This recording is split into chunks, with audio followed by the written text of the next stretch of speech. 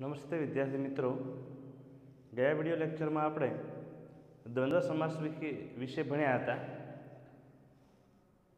અહીંયા આપણે તત્પુરુષ સમાસને સમજવાનો પ્રયત્ન કરશું. તત્પુરુષ સમાસની વ્યાખ્યા પહેલાં સમજીએ. શું કહેવા માંગે છે? તત્પુરુષ સમાસના 3 થી 4 પેટા પ્રકાર પડે છે. એક વિભક્તિ તત્પુરુષ સમાસ, નય તત્પુરુષ સમાસ, કર્મધારય તત્પુરુષ સમાસ, ઉપપદ તત્પુરુષ સમાસ. તો એ પેટા પ્રકારોની અંદર પ્રથમ પેટા પ્રકાર જોઈએ તો વિભક્તિ તત્પુરુષ સમાસ.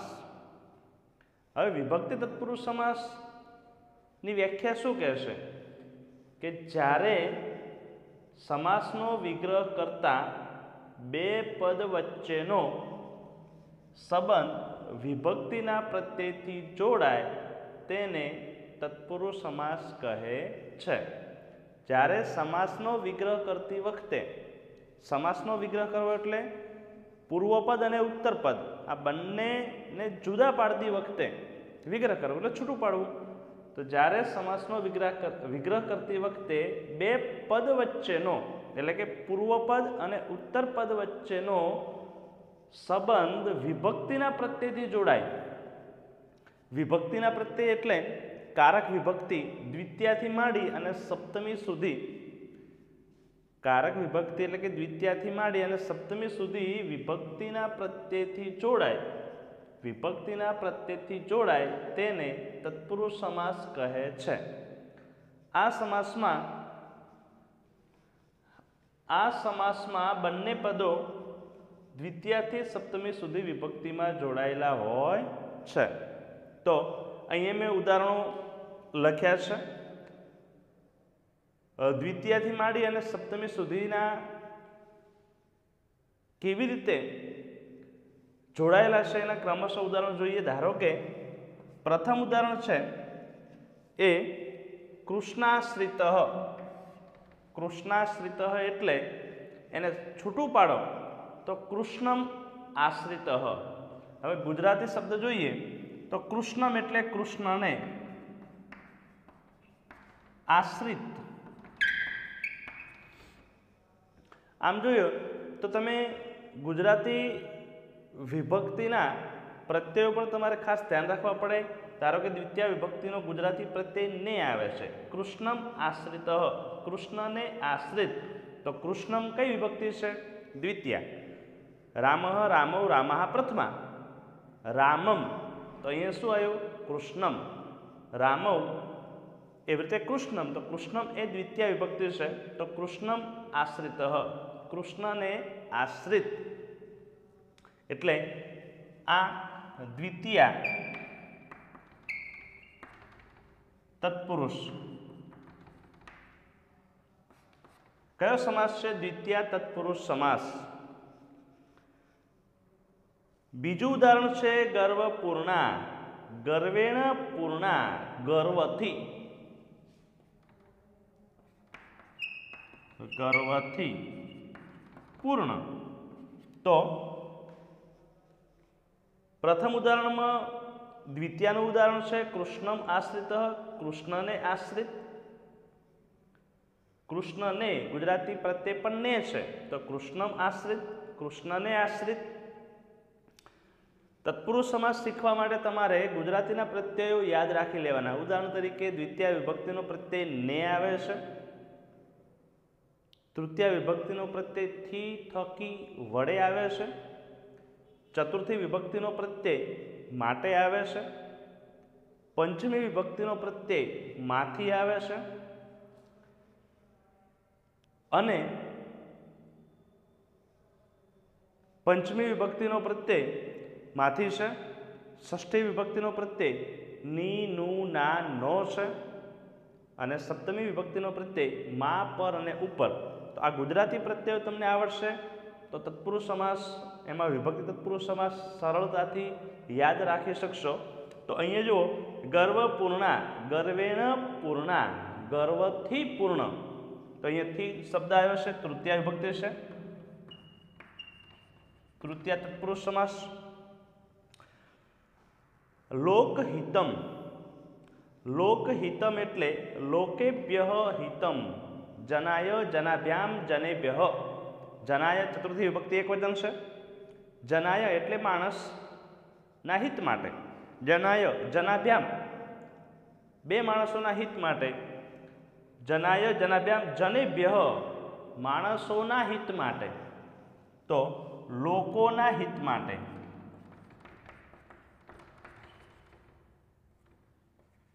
હિત માટે. તો જો અહીંયા ગર્વથી શબ્દ આવ્યો છે, ગર્વથી પૂર્ણ. લોકોના હિત માટે ચતુર્થી વિભક્તિ માટે માટે શબ્દ આવ્યો છે. તો લોકહિતમ લોકેભ્યઃ હિતમ લોકોના હિત માટે.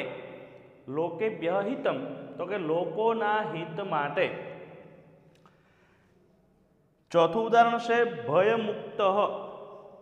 તો ભયાત રામાત રામાભ્યામ રામેભ્યઃ પંચમી રામાત એવી રીતે ભયાત ભયમાંથી.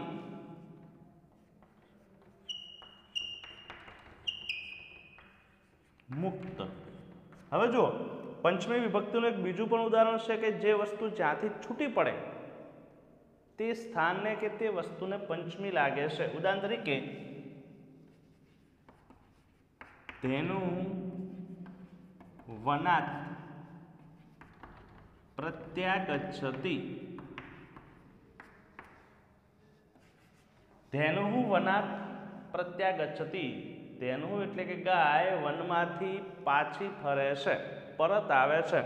તો અહીં ભયમુક્તાત ભયાત મુક્ત ભયમાંથી છુટકારો, ભયથી અલગ થઈ જવું, દૂર થઈ જવું, એમ ભય નથી એમ. તો ભયાત મુક્ત ભયમાંથી મુક્ત. તો અહીંયા જે વિભક્તિ છે ભયાત એ પંચમી વિભક્તિ છે. ભયાત મુક્ત ભયમાંથી મુક્ત માંથી શબ્દ છે એટલે આ પંચમી વિભક્તિ એટલે કે પંચમી તત્પુરુષ સમાસ છે. દશરથ પુત્ર. દશરથ પુત્ર.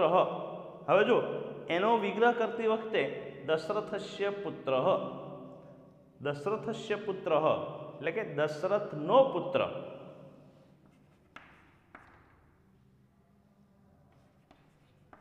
દશરથનો પુત્ર. તમને કીધું હતું કે ષષ્ઠી વિભક્તિનો ગુજરાતી પ્રત્યય ની, નું, ના અને નો. તો ની, નું, ના અને નો એમાંથી કોઈ પણ એક બંધબેસતો જેમ લાગતો હોય. ધારો કે વિદ્યાલયની ચોપડી છે, વિદ્યાલયનું કબાટ છે, વિદ્યાલયના પુસ્તકો છે. તો દશરથનો પુત્ર તો દશરથસ્ય પુત્ર. તો અહીં રામસ્ય રામયોઃ રામાણામ ષષ્ઠી. તો અહીં દશરથસ્ય પુત્ર દશરથનો પુત્ર. અને એટલા માટે અહીં ષષ્ઠી તત્પુરુષ સમાસ લાગે છે. વચન કુશલ. વચન કુશલ એટલે વચને કુશલ. વચનમાં કુશળ. તો માં પર કે ઉપર. ઉપર. તો વચન કુશલ વચને કુશલ એટલે કે વચનમાં કુશળ.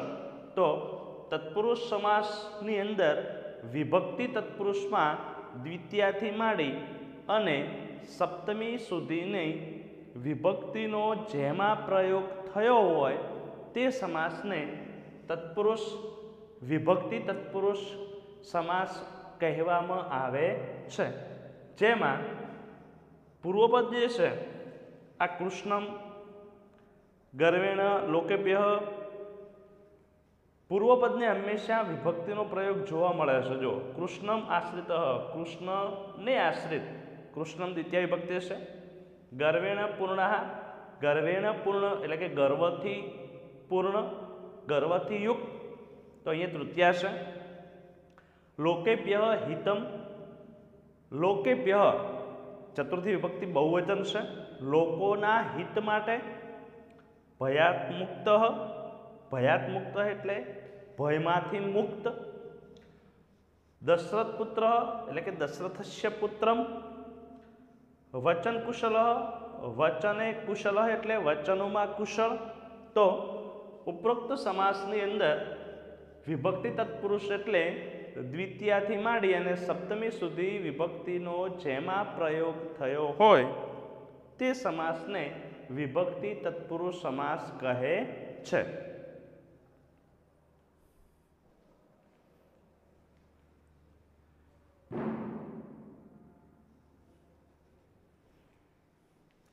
હવે આપણે તત્પુરુષ સમાસની અંદર નય તત્પુરુષ, ઉપપદ તત્પુરુષ એના વિશે થોડીક માહિતી મેળવીશું.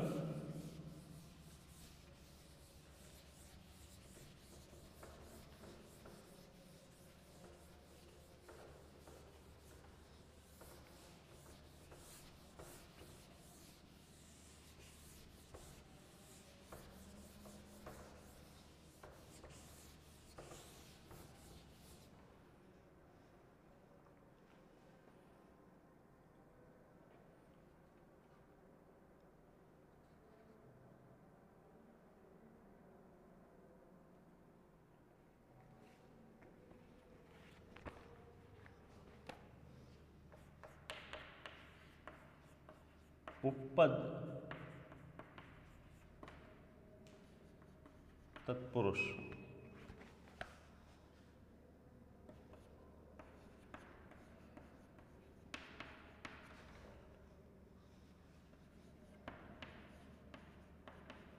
પૂર્વપદ કોઈ નામ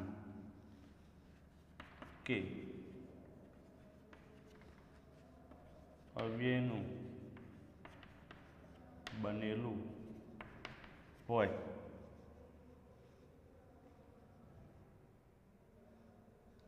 અને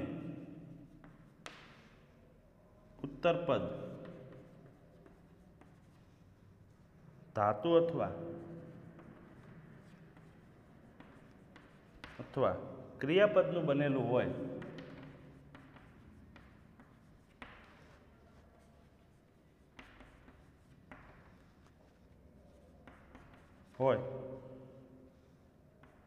તો તેને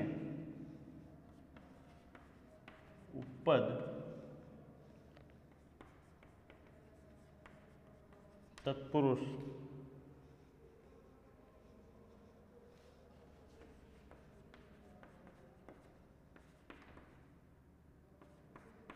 કહે છે.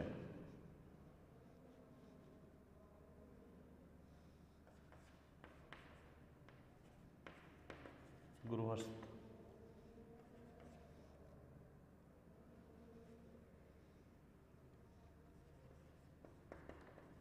અગ્રજ,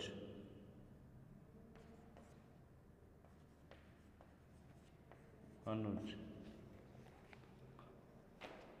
હવે જોઈએ કે ઉપપદ તત્પુરુષ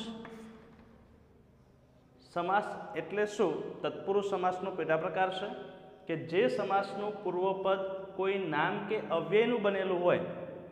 હવે ઉદાહરણ તરીકે કોઈ પણ સમાસ, યથાશક્તિ, બીજો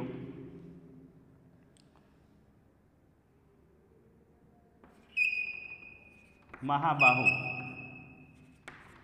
હવે આ મહાબાહુ છે, યથાશક્તિ છે. પહેલા ઉદાહરણો જોઈએ તો કે જે સમાસનું પૂર્વપદ કોઈ નામ કે અવ્યયનું બનેલું હોય તો તેને ઉત્તરપદ અવ્યયનું બનેલું હોય અને ઉત્તરપદ ધાતુ અથવા ક્રિયાપદનું બનેલું હોય તો ઉપપદ તત્પુરુષ સમાસ કહેવાય છે. એટલે પહેલા આપણે જોવું પડે પૂર્વપદ કોને કહેવાય અને ઉત્તરપદ કોને કહેવાય. તો અહીં મહાબાહુ જે શબ્દ આપેલો છે તો અહીં મહા જે શબ્દ છે અને બાહુ, તો મહા એ પૂર્વપદ છે અને બાહુ ઉત્તરપદ છે. મહા પૂર્વપદ છે અને બાહુ ઉત્તરપદ છે. યથા, આ યથા જે છે એ પૂર્વપદ અને શક્તિ ઉત્તરપદ. એટલે પૂર્વપદ અને ઉત્તરપદ. મહા, બાહુ. મહા એટલે મોટા, પૂર્વપદ છે. બાહુ એટલે હાથ, ઉત્તરપદ છે. એટલે પૂર્વપદ અને ઉત્તરપદ કોને કહેવાય? કે પ્રથમ પદ છે એને પૂર્વપદ કહેવાય છે, જ્યારે બીજું પદ છે એને ઉત્તરપદ કહેવાય છે.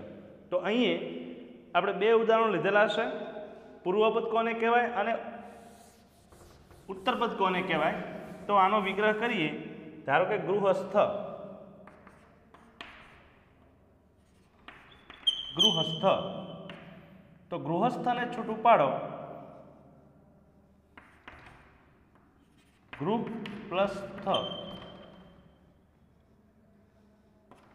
ગૃહ એટલે ઘર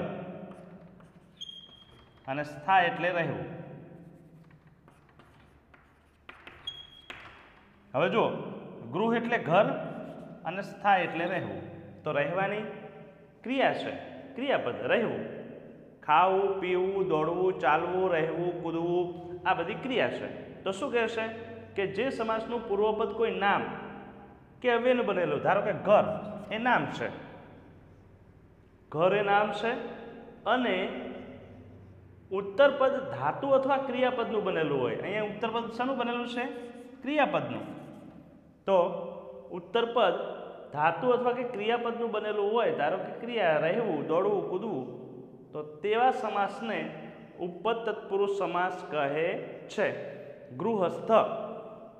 એટલે બીજું, ઉપપદ તત્પુરુષ સમાસનો વિગ્રહ કરતી વખતે ગુજરાતી પ્રત્યય નાર લાગશે. શોર્ટકટ યાદ રાખવા માટે, ઉપપદ તત્પુરુષ સમાસનો ગુજરાતીમાં વિગ્રહ કરતી વખતે કયો શબ્દ આવશે? નાર. તો સમજી લેવાનું, આને ઉપપદ તત્પુરુષ સમાસ કહેવાય. ઉદાહરણ તરીકે ગૃહસ્થ. તો ગૃહસ્થનો અર્થ શું થાય? ચલો, ગૃહસ્થ એટલે ઘરમાં રહેનાર. ગૃહસ્થ ઘરમાં રહેનાર. પાછળ કયો શબ્દ આવ્યો? નાર. હવે અગ્રજ. અગ્રજ. હવે અહીંયા અગ્રજમાં જુઓ, અગ્ર, અગ્ર એટલે આગળ, તો આવ્યય થયો. અને જ, જ એટલે જન્મવું. તો અગ્ર એટલે આગળ, જ એટલે જન્મવું. તો શું કહેશે કે જે સમાસનું પૂર્વપદ કોઈ અવ્યય, તો અગ્ર અવ્યય થયો. જ જન્મવું ક્રિયા થઈ. તો અહીંયા અગ્રજ આગળ જન્મનાર. તો અહીંયા ગુજરાતી શબ્દ તમે જોશો. જો અગ્રજ, અગ્રજ એટલો અર્થ શું થાય કે આગળ જન્મનાર. અગ્રજ આગળ જન્મનાર. તો અહીંયા પાછળ કયો શબ્દ આવે છે? નાર. હવે અનુજ. અનુજ એટલે પાછળ જન્મનાર. એટલે સમાસનો વિગ્રહ કરતી વખતે ગુજરાતી પ્રત્યયમાં નાર શબ્દ આવશે. એટલે આમ તો યાદ રાખી શકો કે ગુજરાતી વિગ્રહ કરતી વખતે જે સમાસની પાછળ નાર શબ્દ આવે તો એ ઉપપદ તત્પુરુષ સમાસ કહેવાય છે. બીજું એક ઉદાહરણ જોઈએ. ઉદાહરણ તરીકે કુંભકાર. કુંભ કરોતિ ઇતિ કુંભકાર. એટલે ઘડો બનાવ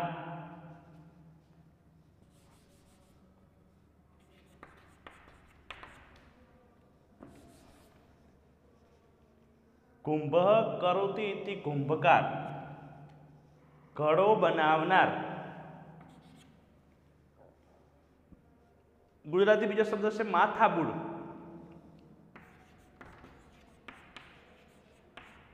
તો માથું એ નામ છે, બુડ ડૂબવાની ક્રિયા દર્શાવે છે, એટલે લખેલું છે ક્રિયા બનેલું હોય, તો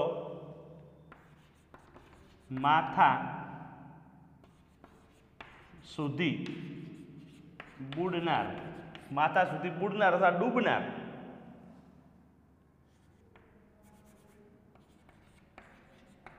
ડૂબનાર કહી શકતો. તો માથા બુડ, માથા સુધી ડૂબનાર અથવા બુડનાર, એટલે જે સમાસની અંદર વિગ્રહ કરતી વખતે પૂર્વપદ છે એ કોઈ અવ્યયનું બનેલું હોય કે નામનું બનેલું હોય અને ઉત્તરપદ છે ધાતુ કે ક્રિયાપદનું બનેલું હોય ત્યારે તે સમાસ ઉપપદ તત્પુરુષ સમાસ તરીકે ઓળખવામાં આવે છે. ઉપપદ તત્પુરુષ સમાસ એ તત્પુરુષનો જ પેટા પ્રકાર છે. હવે નય તત્પુરુષ જોશું આપણે.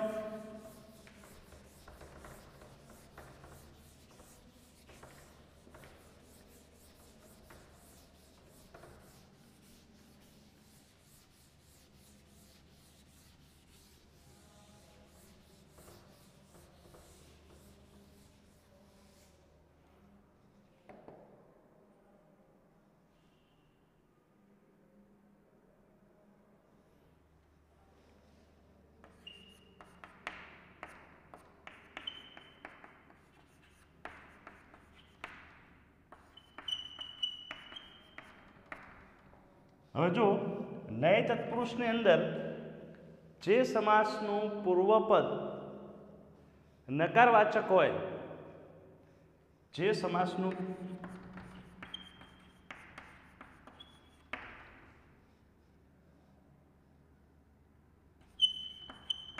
પૂર્વપદ નકારવાચક હોય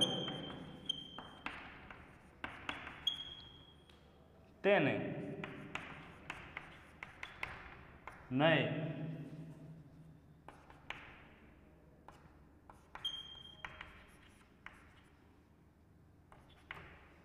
નય તત્પુરુષ સમાસ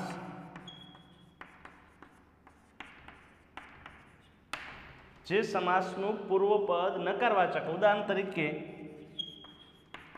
અનાથ. બીજી રીતે કે વિગ્રહ કરતી વખતે ન કે અનનો ઉપયોગ થતો હોય ત્યારે નય તત્પુરુષ સમાસ કહેવાય છે. અનાથ, ન નાથ ઇતિ, અનાથ.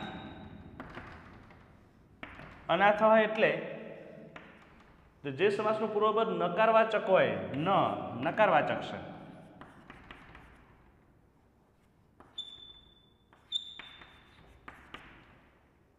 હવે જે સમાસનું પૂર્વપદ ન નકારવાચક હોય તેને નય તત્પુરુષ સમાસ કહેવાય છે.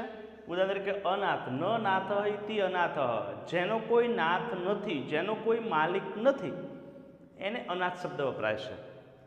બીજો કોઈ શબ્દ જોઈએ, અધર્મ. અધર્મ, ન ધર્મ ઇતિ અધર્મ, ન ધર્મ ઇતિ અધર્મ, જેનો કોઈ ધર્મ નથી, અધર્મ, અનાથ. ત્રીજું ઉદાહરણ જોઈએ,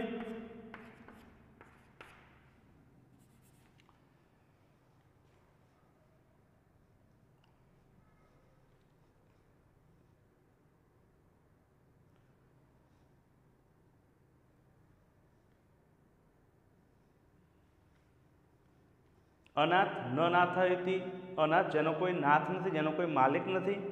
અધર્મ, ન ધર્મ ઇતિ અધર્મ. અસત્ય,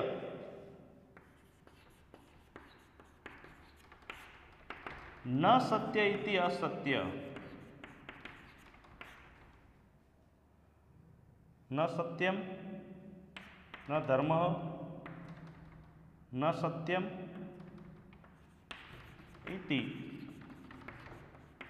અસત્ય. અસત્ય, ન સત્ય ઇતિ અસત્ય. આવી રીતે જે સમાસનો વિગ્રહ કરતી વખતે જે સમાસનો વિગ્રહ કરતી વખતે નકારવાચક જોવા મળતું હોય તેને નય તત્પુરુષ સમાસ કહેવાય છે. અસત્ય, અનાથ, અધર્મ. હવે બીજો એક સમાસ તત્પુરુષનો પેટા પ્રકાર છે, એ આપણે જોશું. દ્વિગુ તત્પુરુષ સમાસ.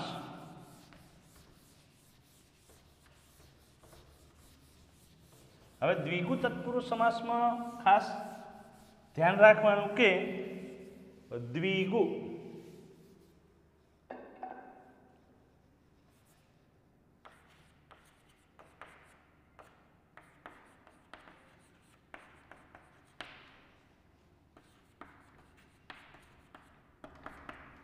તો જે સમાસમાં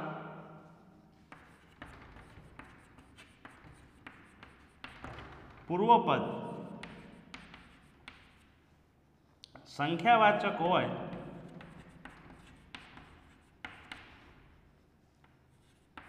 હોય અને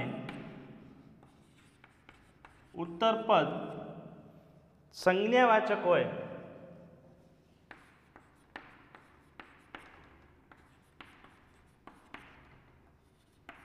હોય તેને દ્વિગુ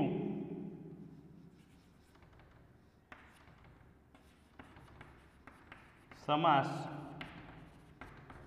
કહે છે. જે સમાસમાં પૂર્વપદ સંખ્યાવાચક હોય સંખ્યા અને ઉત્તરપદ સંજ્ઞાવાચક હોય તેને દ્વિગુ સમાસ કહે છે. ઉદાહરણ તરીકે નવરાત્રિ. હવે અહીંયા બે શબ્દો છે. કોઈ પણ સમાસનો વિગ્રહ કરો એટલે બે પદ છૂટા પડે છે, પૂર્વપદ છૂટું પડે છે અને ઉત્તરપદ છૂટું પડે છે. નવ અને રાત્રિ. તો નવ એ સંખ્યા થઈ, રાત્રિ એ સંજ્ઞા એટલે કે નામ થયું. તો નવરાત્રિ, નવરાત્રિ. જે સમાસમાં પૂર્વપદ છે એ શું થયું? સંખ્યા થઈ અને ઉત્તરપદ છે એ સંજ્ઞા કે નામ થયું. ઉદાહરણ તરીકે પંચમુખી.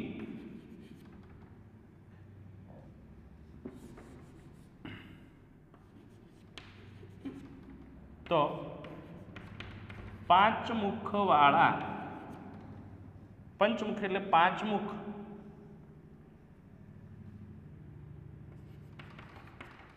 પંચમુખી પાંચ મુખ, પાંચ મુખ વાળા. બીજું અષ્ટકોણ. અષ્ટકોણ એટલે અષ્ટ એટલે આઠ, કોણ કોણ એટલે ખૂણા. અષ્ટ અષ્ટ એટલે આઠ, પંચમુખી એટલે પાંચ, નવરાત્રિ એટલે નવ, ચતુષ્કોણ ચાર ખૂણા, અષ્ટકોણ, નવરાત્રિ. તો જે શબ્દની અંદર પૂર્વપદ છે એ સંખ્યાવાચક હોય અને ઉત્તરપદ છે એ સંજ્ઞાવાચક હોય ત્યારે દ્વિગુ તત્પુરુષ સમાસ બને છે. હવે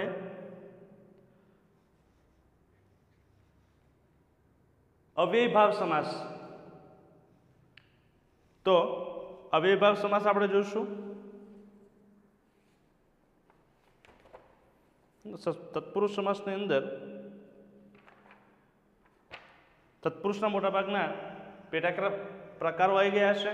પહેલો વિભક્તિ તત્પુરુષ સમાસ છે. તો વિભક્તિ તત્પુરુષની અંદર દ્વિતીયાથી માંડી અને સપ્તમી વિભક્તિનો પ્રયોગ થયો હોય તે સમાસને વિભક્તિ તત્પુરુષ સમાસ કહેવાય છે. બીજો સમાસ શીખ્યા આપણે ઉપપદ તત્પુરુષ સમાસ. તો કે જે સમાસની અંદર પૂર્વપદ છે એ કોઈ પણ જે સમાસની અંદર આપણે ગુજરાતી પ્રત્યે જોઈએ તો કે જે સમાસમાં ગુજરાતી વિગ્રહ કરતી વખતે નાર શબ્દ જોવા મળે અને ઉત્તરપદ છે એ ક્રિયા કે ધાતુનું જોવા મળતું હોય, કોઈ પણ ધાતુરૂપ કે ક્રિયાપદ જોવા મળતું હોય તો તે સમાસને ઉપદ તત્પુરુષ સમાસ કહેવાય છે. નય તત્પુરુષ સમાસની અંદર કે જે સમાસનું પૂર્વપદ છે અથવા સમાસનો વિગ્રહ કરતી વખતે ન કે અનથી વિગ્રહ થતો હોય અને નકારવાચક જોવા મળતું હોય, ધારો કે અસત્ય, ન સત્ય ઇતિ અસત્ય, તો તે સમાસને નય તત્પુરુષ સમાસ કહેવાય છે. દ્વિગુ તત્પુરુષ સમાસમાં કે જે સમાસમાં પૂર્વપદ સંખ્યાવાચક હોય અને ઉત્તરપદ સંજ્ઞાવાચક હોય તે સમાસને દ્વિગુ સમાસ કહેવાય છે. હવે આપણે તત્પુરુષ સમાસના મોટાભાગના પેટા પ્રકારો સાથે તત્પુરુષ સમાસ શીખી લીધો છે. હવે બે સમાસ આપણે એક સાથે શીખશું, કેમ કે બહુરી અને કર્મધારય એ સમજવા માટે પ્રથમ વિશેષ્ય અને વિશેષણ, કર્મધારય અને બહુવ્રીહી. હવે કર્મધારય સમાસ તો કર્મધારય સમાસ અને બહુવ્રીહી સમાસ આ બંનેને જાણવા માટે પહેલું વિશેષ્ય અને વિશેષણ એ જોવું જોઈએ. વિશેષ્ય કોને કહેવાય અને વિશેષણ કોને કહેવાય?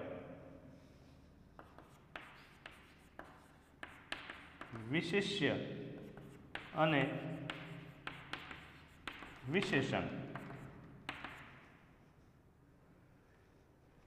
વિશેષ્ય એટલે નામના અર્થમાં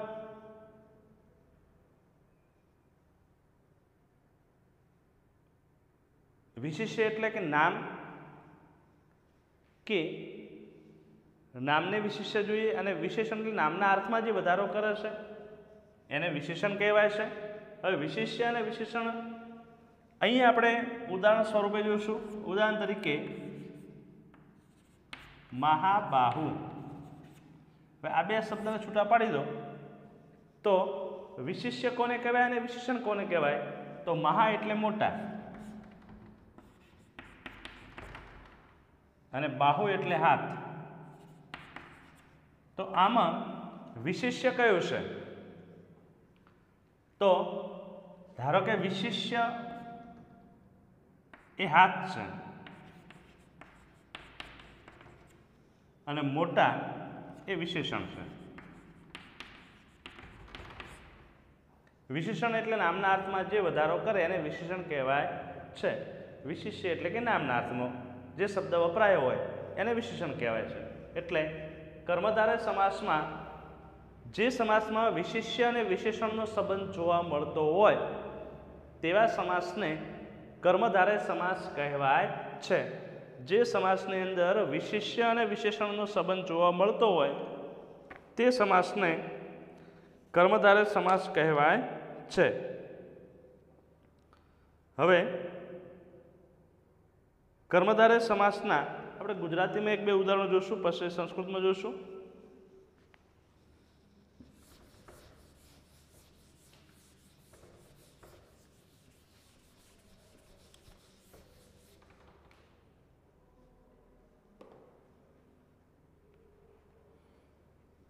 ઉદાહરણ તરીકે પહેલું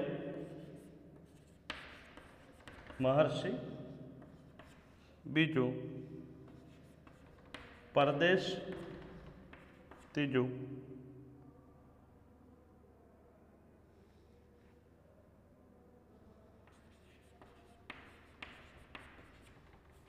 ઘનશ્યામ,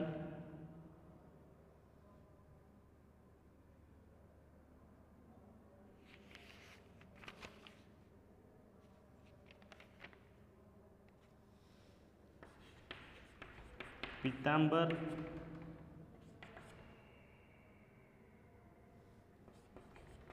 વરસભા. હવે આ ઉદાહરણ જોશું કર્મધારય સમાસ કેવી રીતે બને છે. તો મેં તમને અગાઉ કીધું કે ભાઈ વિશેષ્ય અને વિશેષણનો સંબંધ જોવા મળતો હોય ત્યારે કર્મધારય સમાસ બને છે મહર્ષિ, મહાન ઋષિ. હવે મહાન અને ઋષિ અથવા મહાઋષિ, મહર્ષિ, મહાન ઋષિ. હવે મહાન કેવા છે તો કે મોટા, ઋષિ તો આ શું થયું? ઋષિ છે એ વિશિષ્ય છે અને મહાન છે શું છે? વિશેષણ. વિશિષ્ય અને વિશેષણનો સંબંધ જોવા મળે છે મહર્ષિ, મહાન ઋષિ. તો ઋષિ છે પણ કેવા છે? મોટા. એટલે આ સમાસ કયો લાગશે? કર્મધારય. પરદેશ, પરદેશ, પર એટલે બીજો, દેશ એટલે દેશ.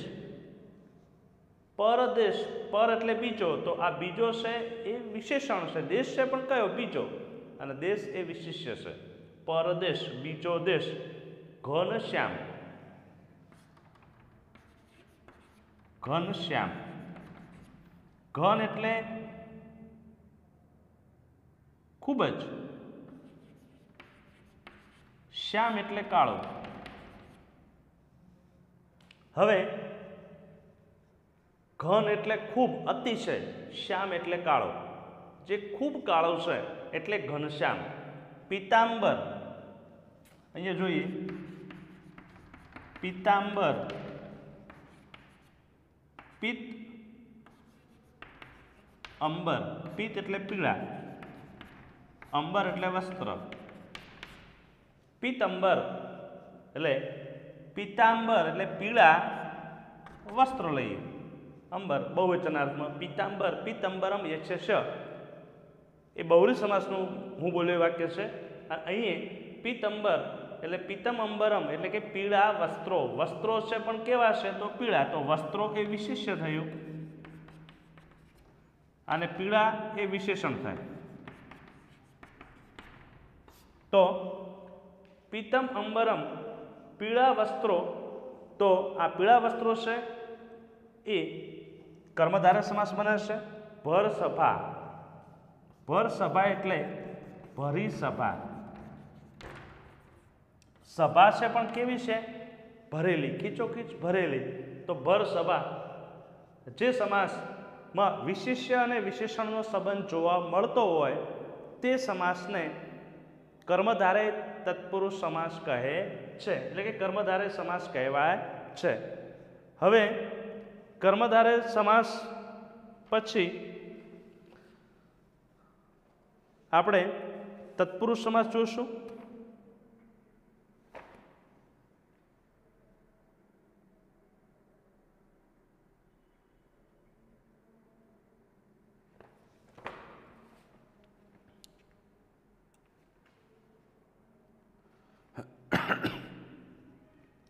ચલો હવે કર્મધારય સમાસ પછી ધોરણ 10 ની અંદર બહુરી સમાસ આપેલો છે.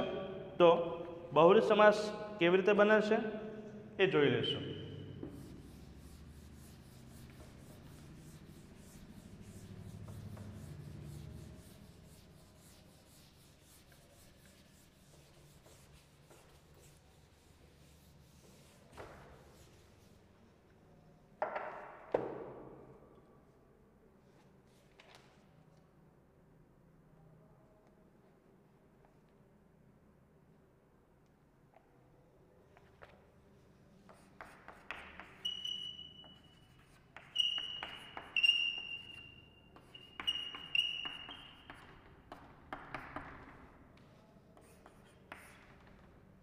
હવે કર્મધારય સમાસમાં શું હતું કે વિશેષ્ય અને વિશેષણનો સંબંધ જોવા મળતો હોય ત્યાં કર્મધારય સમાસ લાગે છે.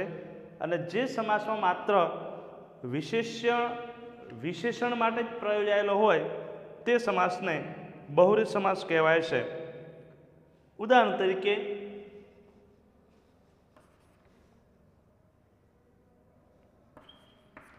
દશાનન. તો 10 છે આનંદ મુખ જે તેને તે એટલે રાવણ.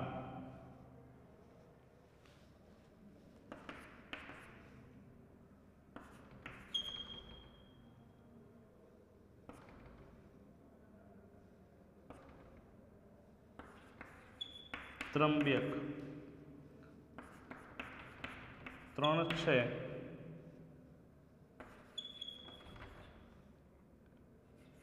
અંબક. નેત્ર. જેને તે શિવ.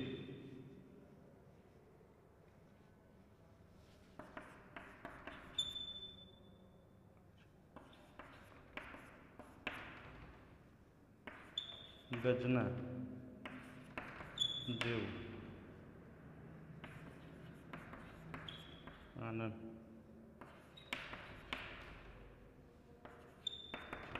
તે ગણેશ.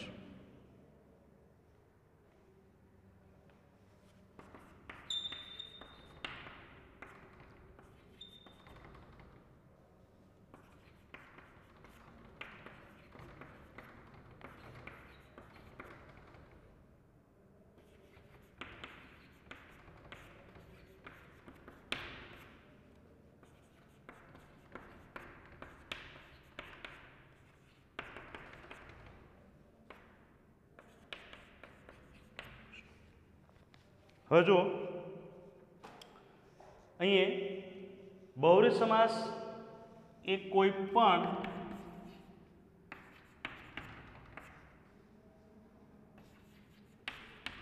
એકનું વિશેષણ જોવા મળે છે.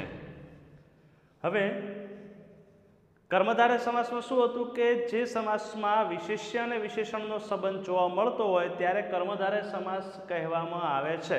જ્યારે અહીં બહુવ્રીહી સમાસમાં બહુવ્રીહી સમાસ એ કોઈ પણ એકનું વિશેષણ જ માત્ર વિશેષણનો જ પ્રયોગ થયો હોય તો કોઈ એક અન્ય વ્યક્તિનું વિશેષણના અર્થમાં પ્રયોજાયો હોય તે સમાસને બહુવ્રીહી સમાસ કહેવાય છે. ઉદાહરણ કે દશાનન. આ દશાનન એ કોના માટે વપરાયું છે તો કે રાવણ માટે. તો રાવણનું આ માત્ર ને માત્ર શું થયું તો કે વિશેષણ. ખબર પડી? રાવણનું એ માત્ર ને માત્ર વિશેષણ છે. તો દશાનન, 10 છે આનંદ, મુખ જેના તે, તો આ રાવણનું શું થયું એ વિશેષણ છે. ત્રંબ્યક. હવે ત્રંબ્યક એટલે 3 છે અંબ્યક. અંબ્યક એટલે નેત્ર અથવા આંખ. 3 છે અંબ્યક જેને તે શિવ. એટલે જેને 3 આંખો છે તે એટલે શિવ. તો શિવનું માત્ર ને માત્ર શું થયું આ ત્રંબ્યક એ વિશેષણ છે. માત્ર ને માત્ર વિશેષણના અર્થમાં પ્રયોજાયો હોય તે સમાસને બહુવ્રીહી સમાસ કહેવાય છે. ગજાનન. આ ગજાનન એ કોનું નામ છે તો કે ગણેશનું. ગજના જેવું આનંદ જેને છે તે. ગજ એટલે હાથી. હાથીના જેવું જેને મુખ છે તે તો ગજાનન. પીતાંબરધારી. જેને પીળા અંબર, અંબર એટલે વસ્ત્ર, જેણે પીળા વસ્ત્રો ધારણ કર્યા છે તે એટલે કૃષ્ણ. કૃષ્ણએ પીળા વસ્ત્રો ધારણ કર્યા તો પીતાંબરધારી. તો જેને પીળા વસ્ત્રો ધારણ કર્યા છે તે કૃષ્ણ. ધારો કે ચક્રપાણી. જેના હાથમાં ચક્ર છે તે, જેના હાથમાં ચક્ર છે તે એટલે ચક્રપાણી. આ કૃષ્ણનું વિશેષણ છે. ધનંજય. ઉદાહરણ તરીકે ધનંજય. ધન ઉપર જેને વિજય મેળવ્યો છે તે એટલે કોણ? અર્જુન. એટલે બહુવ્રીહી સમાસ એ કોઈ એક વ્યક્તિનું માત્ર ને માત્ર વિશેષણ તરીકે પ્રયોજાયો હોય સમાસ, તે સમાસને બહુવ્રીહી સમાસ કહેવાય છે. હવે કોઈ પ્રશ્ન હોય તો આપણે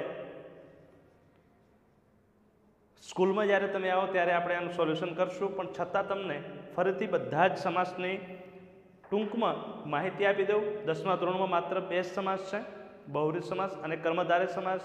આ બંનેને ધ્યાનમાં રાખવા માટે તમારે એક જ ધ્યાન રાખવાનું કે જે સમાસમાં માત્ર ને માત્ર વિશેષણનો પ્રયોગ થયો હોય, કોઈ પણ વ્યક્તિના નામના અર્થમાં વિશેષણ એટલે કે વધારો કરવા માટેનો પ્રયોગ થયો હોય તેને બહુવ્રીહી સમાસ કહેવાય છે. અને જે સમાસમાં વિશેષ્ય અને વિશેષણ બંનેનો પ્રયોગ થયો હોય તો તે સમાસને કર્મધારય સમાસ કહેવાય છે.